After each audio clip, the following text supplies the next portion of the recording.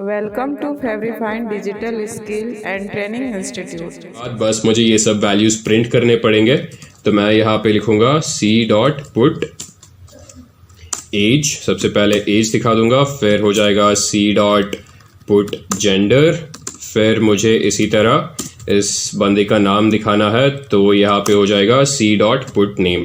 तो मैंने इसका एज दिखा दिया, जेंडर दिखा दिया और नाम दिखा दिया। फिर मैं इसको एग्जीक्यूट करता हूँ। तो अभी बस रिजल्ट का वेट करते हैं। एग्जीक्यूट हो रहा है अभी प्रोग्राम ये।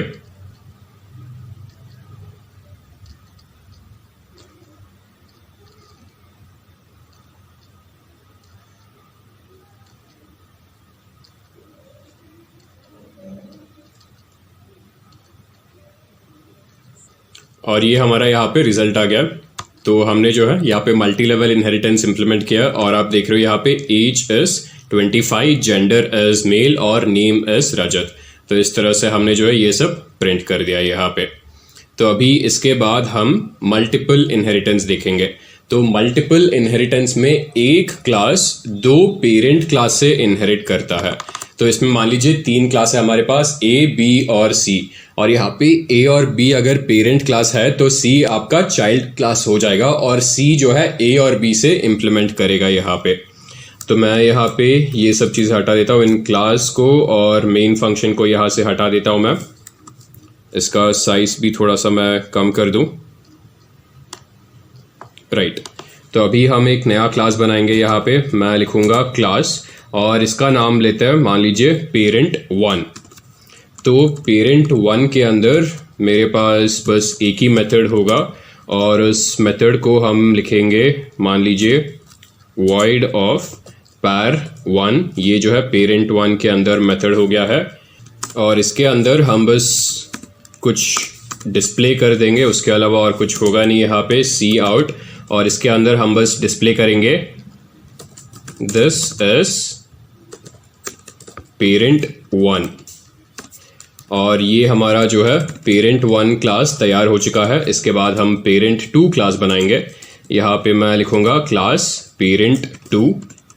फिर इसके अंदर फिर से मैं एक्सेस स्पेसिफायर सेट करूँगा, पब्लिक हो जाएगा और मेथड इसके अंदर मैं लिखूँगा par2। और बस इसका यहाँ पे मुझे बस डिस्प्ले करना होगा सी आउट और यहाँ पे हो जाएगा दिस इज पेरेंट 2। तो इस तरह से मैंने क्लास 1 सेट कर दिया, क्लास 2 सेट कर दिया। अभी मुझे चाइल्ड क्लास को डिफाइन करना पड़ेगा। यहाँ पे मैं लिखूँगा क्लास ऑफ चाइल्ड और ये चाइल्ड क्लास पेरेंट 1 को भी इनहेरिट करेगा और पेरेंट 2 को भी इनहेरिट करेगा। और कैसे इनहेरिट करेगा? पब्लिकली इनहेरिट करेगा। तो मैं यहाँ पे लिखूँगा पब्लिक पेरेंट 1 और इसी तरह ये पब्लिकली इनहेरिट करेगा पेरेंट 2 को भी। तो child public parent 1 public parent 2 हो गया है यहाँ पे। और इसके अंदर हम एक्सेस स्पेसिफायर होगा पब्लिक और ये भी कुछ प्रिंट करेगा। मेथड मुझे सेट करना पड़ेगा यहाँ पे। इसको हम लिखेंगे void। मान लेते हैं इस मेथड का हम नाम देंगे शो चाइल्ड और इसके अंदर बस हम डिस्प्ले कर देंगे यहाँ पे I am child। तो इस तरह से जो है मैंने तीन क्लास बना दिए, पेरेंट 1 पेरेंट 2 और चाइल्ड। और हमारा चाइल्ड क्लास पेरेंट 1 और पेरेंट 2 से इनहेरिट कर रहा है। ये होने के बाद मुझे अभी मेन फंक्शन बनाना पड़ेगा। इंट मेन हो चुका है यहाँ पे और मेन फंक्शन के अंदर मैं फिर से चाइल्ड क्लास का एक ऑब्जेक्ट बना लेता हूँ। यहाँ पे चाइल्ड obj लिखता हूँ मैं यहाँ पे। फिर मैं अभी obj यूज़ करके मैं इन तीनों को बुलाऊंगा। सबसे पहले par1 जो कि पेरेंट 1 का मेथड है, फिर obj डॉट par2 जो कि पेरेंट 2 का मेथड है, फिर obj डॉट शो चाइल्ड जो कि चाइल्ड क्लास का मेथड है। ये हमने सेट कर दिया है। अभी बस हमें यहाँ पे रिटर्न 0 लिखना पड़ेगा और अभी इस चीज़ को एग्जीक्यूट करेंगे हम। राइट। और इस तरह से जो है हमने रिजल्ट प्रिंट कर दिया। सबसे पहले आ गया हमारे पास दिस इज पेरेंट 1, फिर उसके बाद हमारे पास है this is parent 2 and then finally हम लोग प्रिंट कर रहे हैं आई एम चाइल्ड। तो अभी हम फाइनली जो है फाइल ऑपरेशंस के साथ काम करेंगे। तो अभी तक जो है डेटा हम वेरिएबल्स में स्टोर कर लेते हैं, बट अगर हमें डेटा एक फिजिकल कॉपी में स्टोर करना है, मतलब अगर हमें हार्ड डिस्क में स्टोर करना है, तो जो भी हम डेटा के साथ काम कर रहे हैं उसको डायरेक्टली लेके हम फाइल्स में स्टोर कर सकते हैं। तो जैसे यहाँ पे लिखा है files are used to store data physically and C++ supports various streams for file handling. हमारे पास OS स्ट्रीम है जिसका मतलब है आउटपुट फाइल स्ट्रीम, और ये फाइल्स राइट करने के लिए यूज किया जाता है। फिर हमारे पास IF स्ट्रीम है। IF स्ट्रीम का मतलब इनपुट फाइल स्ट्रीम, और ये फाइल्स में जो भी डेटा है उसको लाइन बाय लाइन रीड करने के लिए यूज किया जा सकता है। फिर हमारे पास F स्ट्रीम है जो कि बोथ रीड और राइट करने के लिए यूज किया जा सकता है। और हमारे पास ये सब मेथड्स है जो कि F स्ट्रीम लाइब्रेरी में प्रेजेंट है। हमारे पास ओपन, रीड, राइट और क्लोज मेथड्स प्रेजेंट है। तो हमें सबसे पहले अगर फाइल्स के साथ काम करना है तो F स्ट्रीम लाइब्रेरी को इंक्लूड करना पड़ेगा। तो हम यहाँ पे लिखेंगे #include F स्ट्रीम, जिसकी मदद से हम जो है यहाँ पे ये माई फाइल जो है उसको यूज कर पा रहे हैं, और यहाँ पे जो OF स्ट्रीम है OS स्ट्रीम को भी यूज कर पा रहे हैं। तो हम यहाँ पे अभी मेन फंक्शन के अंदर आ जाते हैं। मेन फंक्शन में सबसे पहले हमारे पास हमारे हार्ड डिस्क में या फिर हमारे स्टोरेज ड्राइव में एक फाइल है, एक टेक्स्ट फाइल है जिसका नाम है filename.txt। तो मेरा पहला टास्क होगा कि हार्ड डिस्क में एक नया फाइल बनाओ और उस फाइल में मैं कुछ राइट करूं। तो अगर मुझे राइट करना है तो मुझे OF स्ट्रीम यूज करना पड़ेगा। OF स्ट्रीम का मतलब आउटपुट फाइल स्ट्रीम, और यहाँ पे फिर मैं माई फाइल मेथड यूज करूंगा। उससे मैं एक नए फाइल में जो है कुछ लिखूंगा और उस फाइल का नाम होगा filename.txt।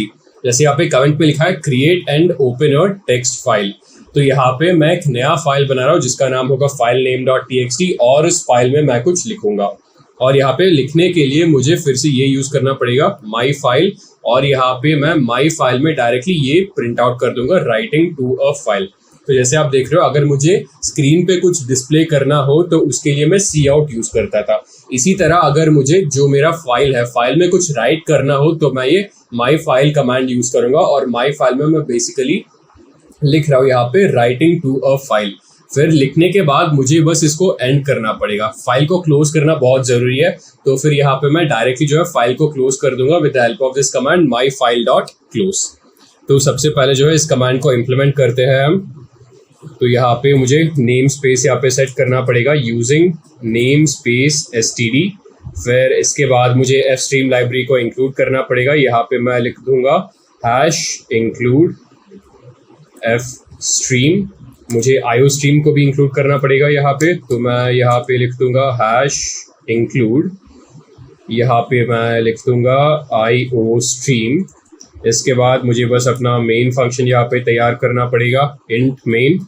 फिर सबसे पहले जो है मैं आउटपुट फाइल स्ट्रीम को लिख देता हूँ यहाँ पे आउटपुट फाइल स्ट्रीम, क्योंकि मुझे फाइल में कुछ लिखना है और मुझे माई फाइल की ज़रूरत है। और इसके अंदर मैं मान लीजिए एक नया फाइल क्रिएट करता हूँ abcd.txt। तो मैंने एक टेक्स्ट फाइल क्रिएट किया है जिसका नाम है abcd, और मुझे इसके अंदर कुछ लिखना पड़ेगा। और लिखना है तो मुझे यहाँ पे माई फाइल यूज़ करना पड़ेगा, माई फाइल, और यहाँ पे मैं 2 सिंबल देखे और इसके अंदर मैं लिखूँगा दिस इज स्पार्टा।